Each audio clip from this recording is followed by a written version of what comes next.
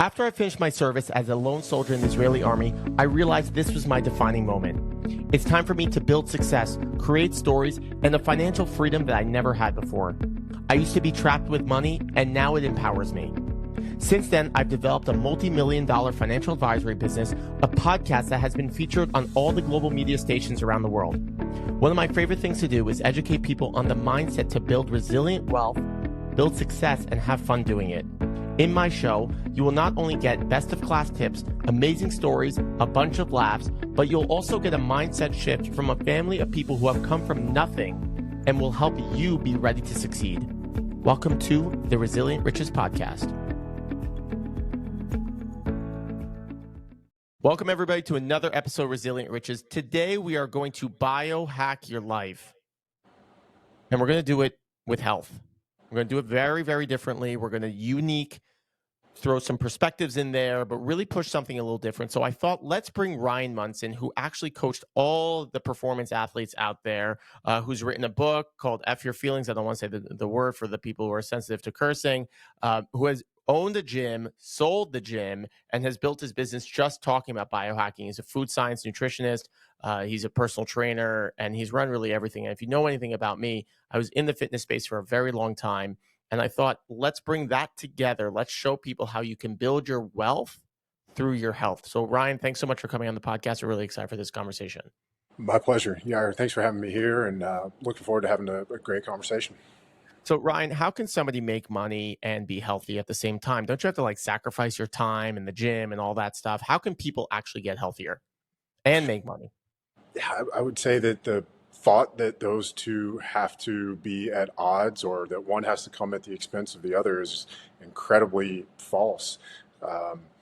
Depending on what you do to bring in revenue or generate revenue, you may have more or less control over your schedule. But the first thing that one of the first things I dig into with the athletes that I work with, or especially the executives, is being in charge of your schedule as opposed to your schedule running you. I think you've probably worked with enough executives and leaders to know that their schedules are just, I look at them and they drive me crazy. I don't know how they get anything done. And so, if you're not in control of your schedule, there's no way to fit in the things that you want to do. So I think that's one of the first places that we would start. Yeah, it's actually, I find time blocking is something really specific and really helpful when it comes to actually controlling your schedule.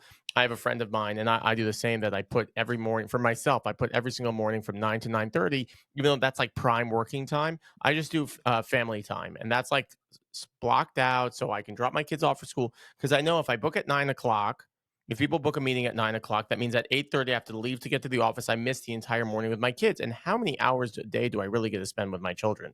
So it's just not worth it. And if you time block, if you actually set time to find specific ways to build your health and to keep that together, that I find really unique. What are some tips for people who are just trying to get started? What can they actually do to go down that path? Yeah, it's funny you mentioned that. I mean, time blocking it's the exact phrase that I use, and it's how we do it as well. So, the first step that I would have people do is make a list of the activities that are the most important to you. You just mentioned a perfect example. That is family time, right? You started this with a question of, how can we be healthy in addition to making money that we want to make, right? So let's say workout time or fitness time is another priority. Maybe there's, I don't know what else somebody might want to do, but when we do the time blocking, you actually clear your calendar. So for some people, this may feel, incredibly stressful or anxiety producing, but wipe your calendar clean, or start next week with a clean slate. And then you're going to block off time for the most important things to you first. Most people come to me or to you and say, hey, I don't have time for the things that are most important to me, because their calendar is already full of all the other stuff. It just makes no sense to me. Why would you not start by blocking off time for the things that are your priorities? So if you want to get a workout in at lunch every day, you go on your calendar, you create an event, 12 to 1 p.m., block that off for fitness, and then create it as a recurring event so that it happens every Monday, Wednesday, Friday, or every single weekday. And then you have it set to recurring. And then you'd block off, like you said, 9 to 9:30 for family time. I block off until 10 a.m. for my high value activities. Like you mentioned, for me, that early morning time is when I'm at my most productive for mental efforts and the deeper type of work. So I don't allow any appointments or any phone calls until after 10 a.m. And that allows me to do deep focus work from say 7 to 10 a.m. every day. So I have that blocked off every day. Whatever those things are for you, and maybe you want to have date night with your wife or your spouse, or you have you coach your kids' little league team, whatever those things are, block those things off first, and then again set those to recurring so that if somebody calls you and says, hey, can I get on your calendar for Wednesday in 6 months at 5:30, like, well, no, I can't, that's date night, right? We already had that protected. And then once you have those, then you fill in the gaps with work time, phone calls, meetings, whatever. Yeah, I think it's so crucial to actually be in control of your calendar instead of other people being in control of your life. So it's the same thing as starting your business.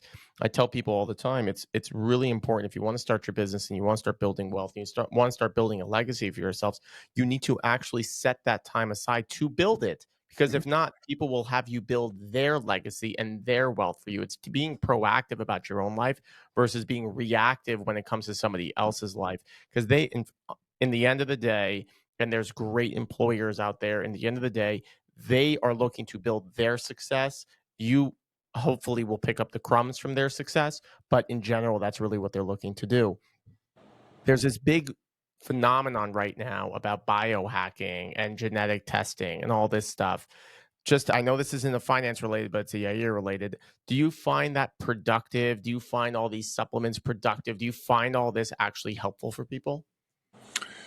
So I'll take a step back and I'll say I've always been one of those leave no stone unturned people. Uh, in whatever pursuit I may be involved in, whether it's building a business or improving my mental functioning or getting stronger, developing better relationships, becoming a better speaker, whatever it is that I'm doing, there is no stone that I won't at least peek underneath of to see if that thing can help me get 1% better. Right? And so to that end, I think there is definitely the potential for benefit from some of the supplements that are out there. I think I would lump supplements into two categories. One would be sort of foundation or fill in the gaps, and then the other would be performance optimization. So, in the category of foundational nutrition or fill in the gaps, you have things like fish oil, vitamin D, magnesium. These are things that I would take on a daily basis. I'll take those every single day, probably for the rest of my life. And those are, there are times where, we need those to fill in the gaps.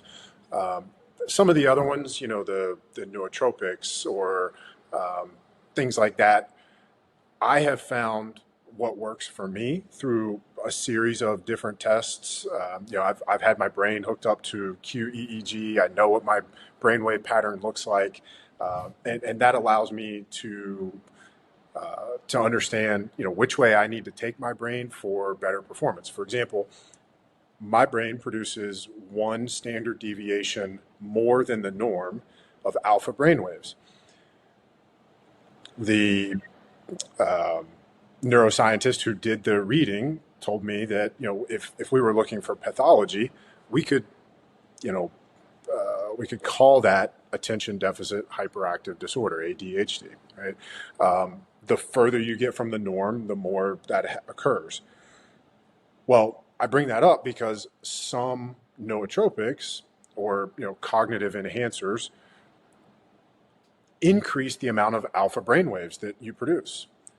That would be a terrible idea for me to take those because it's going to move me further into ADHD.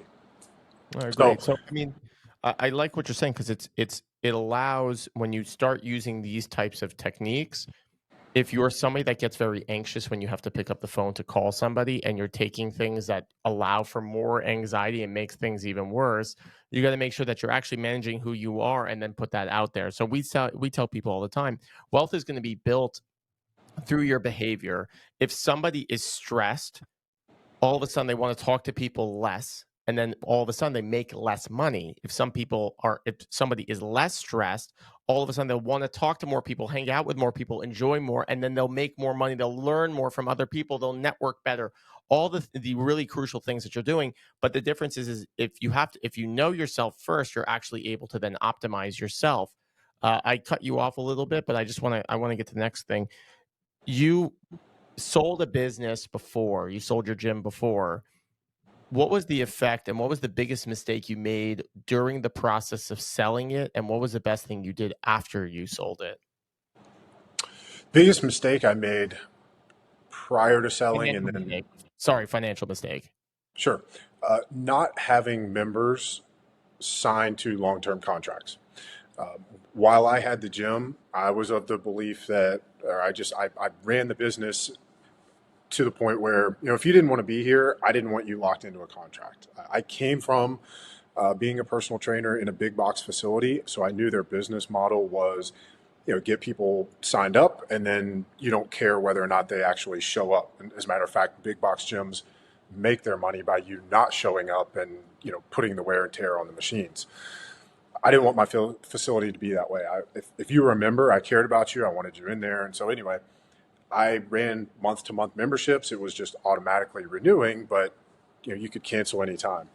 When I went to sell the business, that really hurt me and cost me multiples of revenue because the people making the acquisition didn't have guaranteed revenue going forward. And as soon as I was out of the picture, from their perspective, they just assumed that most of the members would leave, right? And so from a business perspective, the mistake that I made was that the business hinged on me being there, and that those members weren't going to provide that recurring revenue for the people making the acquisition. So I just want to stop there for a second, if you don't mind. So the reason why, and it reminds me of a friend right now who's actually in the process of selling his tech company, like IT services. That's going to walk away. He's probably going to sell for about $100 something million. And he was saying, he goes, all the acquisition companies cared about were long-term contracts. That is what the multiple is on. All the short little hits that you were getting, he goes, I get like maybe 1x revenue. But on terms of long-term contracts, he's getting 8 to 10 times revenue. So the reason why it's so valuable is because companies purchase scalability. These are larger companies that look for automation and scale. If you don't have automation and scale in terms of your revenue, then companies go, okay, well, I have to work for it. It's going to cost me more to keep these customers over and over again instead of locking them in for a year or 2 years so I can get my money back. But Ryan, continue. Sorry for interrupting. no, I'm not sorry. it's a great point to add to this. And I think as you're talking through that, what pops into my head is like that's the major difference between an owner and an operator, right? I was both the owner and the operator of my gym, but people making those acquisitions don't necessarily want to be operators. They want to be owners, right? Anybody making an acquisition, right? If you look at, say, Kellogg's buying RX Bar, right? They're buying something that they can absorb the product line, and they can fit it into what they're already doing, but they don't necessarily have to go and run that company. It already runs itself. So they're simply owning it. They're not operating it. And I think that was, unfortunately, I learned that one the hard way. The second part of your question was, what did I do afterwards? Yeah. Well, obviously, learning that lesson the hard way, you make sure that anything you build going forward has that recurring revenue model or those contracts built into it. The other thing that I did was, I, people are the hardest part of business, and I learned that one the hard way again with having coaches and having to have my business hinge on other people. I have, for the most part, owned solo operations since then, so that my livelihood doesn't have to depend on others. There's pros and cons to that too, right? If it's just you, there's a ceiling of complexity and you can only do so much or go so far.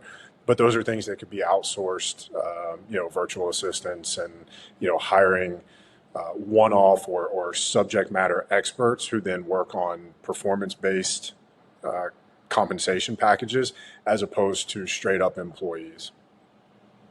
Agreed. So it's a yeah, the solo entrepreneur life is much harder. You can make more profit, but it's not as scalable. I think there is a big battle between the two, between creating this larger operation versus creating something that's a little bit more for yourself.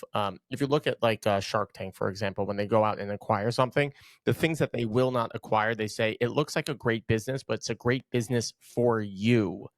They don't say it's a great business as general, but it's great for you. You might be making $1 million a year, but it's a great business for you. So, like speaking engagements, for example, are not a business that's scalable. There's great money in it, but it really is something that it needs to lead to scalability. So, if you are someone who's doing a solo entrepreneurial business, the funnel needs to be to something that is a membership model or is something that has recurring revenue. It is create a cash flow. So we break down businesses in 4 boxes. There's the cash flow model. So you're working, you're making money, it's keeping you alive. It's a cash cow. The second side is the business enterprise model. So this is the business that you are looking to sell. Then you have your startups that are growing and just costing you money. And then you have your dogs. The dogs are the ones that like you start a company, it stinks, you put it in the corner and you get rid of it. You like shoot it in the back, as Kevin O'Leary always likes to say. So constantly moving between the four startups have to either lead to cash cows or they lead to enterprise. If not, they're going to dogs. If you can't stay in startup forever, because then it's just going to eat your cash. So it's just this constant model. So it's really great what you're saying that you learned it kind of the hard way. Did you find that while you were trying to build the membership model, and did you find while you were trying to build your business and your wealth, did you find that it was more about the passion than about the money? How did you marry your passion, which is fitness, obviously, and money together when people were saying like, oh, aren't you in this for the fitness? You know, that's a great question. And I think that's something that a lot of entrepreneurs can struggle with. There's actually used to be a great online course called Passion into Profit. But one of the biggest takeaways for me from that one was I don't care what you do, there will always be parts of your job that you do not look forward to. And the example I always used with the gym was, I didn't start a gym to clean toilets or unclog toilets. You still have to take the trash out. There are always going to be parts of a job, any job, whether it's speaking or whatever it is, that you don't look forward to. So I think there's like some mental gymnastics that we have to do where, or you can delegate some of those tasks or hire somebody to take on the tasks that you don't enjoy so that you can focus on the things that you do enjoy. One of the other things, I love your analogy there or your model of the different businesses. If you are going to start a business that is centered around your passion, if you have livable revenue coming from somewhere else, keep that while starting the business around your passion until that thing gets to a point where it can generate revenue because of what it has become, but you're not putting revenue generating stress on that thing initially. I'll give you an example from the gym. Like I never wanted to run a 5 or a 6 a.m. class. I just didn't want to get up and I wasn't a morning person in that sense. I'd rather be doing my work early and then come into the gym in the afternoon. I didn't like the boot camp style classes, but I knew that generated revenue. So, we added those to our business model, and I had another coach teach those and do those. But that's not something I was passionate about. It's not a type of training that I am passionate about, but I know it's one that people wanted and would pay for. And so there's some compromises there to, hey, if we're going to build this business, if it's going to pay a salary to other people, then there's a responsibility to get it to a point where it can do that. And so it's definitely a balancing act. Yeah. My dad is right now so inspired that he's doing push-ups on the side, so he wants to just like jump in. He's doing his I don't know if you see his keg that he's holding so dearly. How come you don't? No, you gotta get into like this Ozempic game or something like that. I I'm think not going to this. be doing Ozempic. It's nice to meet you. I actually, I don't know if Yair mentioned, but my oldest son has a gym in New Jersey, and I go 3 times a week. I have a trainer. He actually, he just did some of the lifting competitions in San Diego, but Okay. he's actually deaf. And the first time he met. So I'm talking to him, and he's walking away from me. I'm talking to him. He's not responding. So I say to my son, MB, he's a good trainer, but he's a little stupid. He says, no, he's deaf. But What's the gym and where in New Jersey? I know quite a few gym owners in New Jersey. it's called Underground Training Okay. in Tenafly, New Jersey. And his Okay. model is that trainers like yourself will bring their clients to his gym. He has his own clientele, but they'll bring other trainers will bring his their clients to him, so he gets that percentage. But I find it very interesting. Like the conversation that you've had with Yair is very interesting because he has tried to expand in other areas, but it's really based on his personality and his character. So Yeah. it's been difficult for him to transplant that and to expand on that. You know, That's a very challenging thing to do. I mean, with the strength and conditioning or personal training world, there's really only so many ways you can do the physical training. And when somebody is, I'll say, lucky enough or smart enough to come up with a variation on that, you see something like Orange Theory or P90X that explodes and can be a business model. But shy of that, really the only differences are the personalities of the trainers. And that's not something that is replicable or scalable. And so it's a tough world to try to build a business in.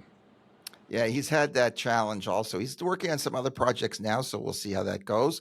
I just want to go back also because I do take fish oil and vitamin D every day. Okay. So, I mean, some people think that the fish oil doesn't do anything, but it sounds like you don't agree with that. I don't. The number of studies that show a whole host of benefits. I mean, there was one that just published a week ago that um, I believe it was about 2 grams of fish oil a day. And the specific one that was used in that study only provided 600 milligrams of EPA and DHA, yet that was enough to increase base metabolic rate by 10% in athletes. So let's say if you, on average, burn 2,000 calories a day, those athletes who were taking the fish oil were burning an additional 200 calories. That's not nothing. That's actually very significant. So I think the thing that I would fall back on is just like anything that we put into our bodies, quality is probably the most important thing. And so there are a lot of fish oils, there are a lot of supplements in general out there that are low quality. Companies are prioritizing profit instead of quality. But if you find quality supplements, vitamin D, fish oil, I mean, they are well worth the investment. It seems like it. But just to talk a little bit also, just it sounds like you monetized your gym and you were able to sell it. I mean, obviously anybody that's coming in to buy it wants that renewable income. They want that commitment. But it's an interesting point between being a solo entrepreneur versus having a gym, which is you've gone that way, which I've done myself over time. I've had both models, and it just when you're by yourself, it's hard to expand. It's hard. There's a limit on how much time that you can put in Right. to generate that cash flow that you're expecting.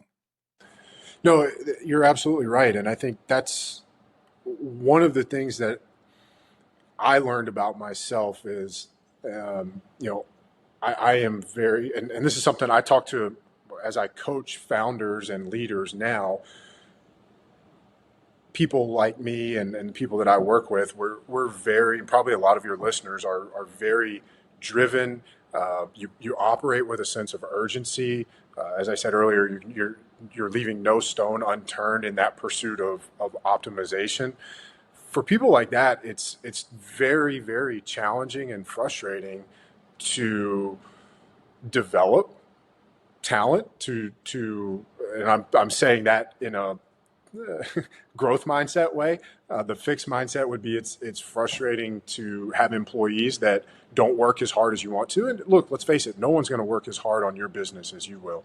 And so that's typical among all industries. Sure. Really.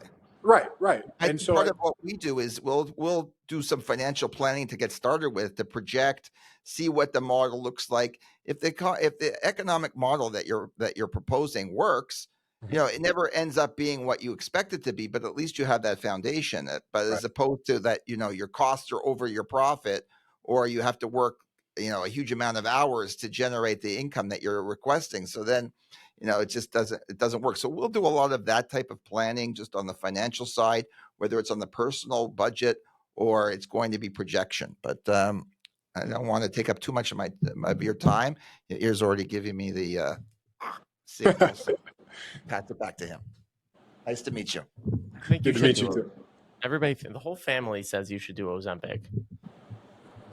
Why aren't you doing that? I'm not doing Ozempic. He doesn't want to do Ozempic, which obviously it's not the best thing to do, but it's better than I think it's better.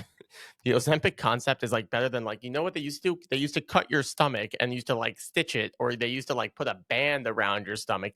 I'm pretty sure Ozempic's a little healthier than that. That's my personal opinion, but I definitely am not a doctor. Ryan, thank you so much for coming on. How can people find you? How can people read your book? How can people get connected with you and just kind of get more insight on what you're doing? Yeah, well, first of all, thanks for having me on. The book is F Your Feelings. It's available on Audible. I'll read it to you, or you can get it on Amazon. It's on my website, ryanmuncy.com. I'd say that's probably the best place to start if you wanted to look in or follow along. Just go to the website, ryanmuncy.com. I'm on LinkedIn, I'm on Instagram, but I have a love-hate relationship with social, so I can't promise you that I'll be posting there by the time you hear this. No problem. I do get it. But Ryan, thank you so much for coming on. Everybody, thanks so much for listening, and we'll see you on the next one. All right. I'm just gonna wait here for a few seconds. Okay. Just if you can just don't speak for me, because I'm just gonna do the intro now while you're on, and it's fresh in my mind. Have you been building your success and building your wealth, but something else is actually falling behind? Typically, it's your health. The amount of people who are CEOs with diabetes, the amount of people who are CEOs that are getting heart attacks, that are passing away at their desk, and they're just pushing all day long to achieve their goals. The second they get to that point, their health isn't there and they don't actually have anything to show for it. So when we did a values assessment for all the top CEOs that we work with, we saw that the number one that they put in was their health, because they always said without their health, there is no wealth. So today we brought on Ryan Munson to talk about biohacking your fitness and your finances together, how we can create the two together and see which works best. We're going to go into supplements. We're going to talk about how to actually develop businesses, how to grow businesses in the fitness space, which is just a passion, but also what it means to schedule timing to actually build your health. So stay tuned to the end of this episode. You're going to get a lot of great tips here. My dad's going to do some 6-packs. He might show off his keg, but that's up to him. So thanks so much for coming on, and we're looking forward to this amazing episode. This content is for informational and educational purposes only and does not constitute investment, legal, tax, or medical advice. Views expressed are those of the speaker and cannot change without notice. All investments involve risk, including the possible loss of performance. Past performance is not indicative of future results. Before making any investment decisions, you should consult with a qualified financial professional and consider your personal circumstances, financial situation, and objectives. Any references to health, nutrition, or supplements are for general discussion purposes only.